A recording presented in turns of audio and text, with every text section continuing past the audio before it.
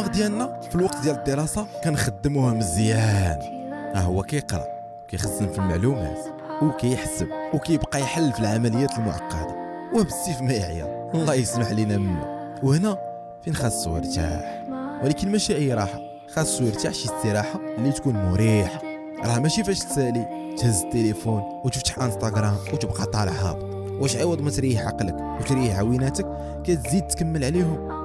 وهنا غير ما تحاولش انك من بعد هذا الشيء تقدر تولي ترجع تقرا، ولا انك تسترجع التركيز او الفتره الذهبيه ديالك.